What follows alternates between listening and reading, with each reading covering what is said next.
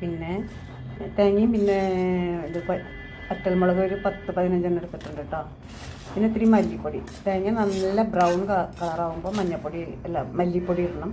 ആവശ്യത്തിനുള്ള മല്ലിപ്പൊടി ഒരു 2 ടേബിൾ സ്പൂൺ ഇട്ടിട്ടുണ്ട് ഞാൻ കേട്ടോ. തണുത്ത് കഴിയുമ്പോൾ നമുക്കിത് അരച്ച് വെച്ചിട്ട് നന്നായിട്ട് നല്ല പേസ്റ്റ് പോലെ അരയ്ക്കണം കേട്ടോ.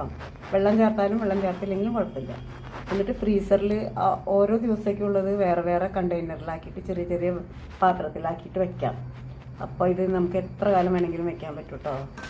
ഇത് ഇങ്ങനെ വെക്കുകയാണെങ്കിൽ നമുക്ക് എന്തെങ്കിലും വാങ്ങിക്കുകയാണെങ്കിൽ ഞാനിതിൽ വേറെ ഒന്നും ചേർക്കുന്നില്ല. അതായത് ഗരം മസാല അങ്ങനെയൊന്നും ചേർക്കുന്നില്ല. കാരണം നമുക്ക് മീനിലേക്ക് വേണമെങ്കിലും എടുക്കാം, നോണിലേക്ക് പിന്നെ ചിക്കനോ അല്ലെങ്കിൽ മട്ടൺ എന്തെങ്കിലും വെക്കുകയാണെങ്കിൽ അതിലേക്കൊക്കെ എടുക്കാൻ വേണ്ടിയിട്ടാണ് ഇങ്ങനെ കൂടുതൽ തേങ്ങ ചേർത്തിട്ട് നിങ്ങൾക്ക് അരച്ചിട്ട് ഇതേമാതിരി ജോലിക്ക് പോകുന്നവർക്കൊക്കെ ഇങ്ങനെ വെച്ച് കഴിഞ്ഞാൽ നമുക്ക് ആവശ്യത്തിനുള്ള ഓരോ പാത്രം എടുത്തിട്ട് പുറത്ത് വയ്ക്കുക.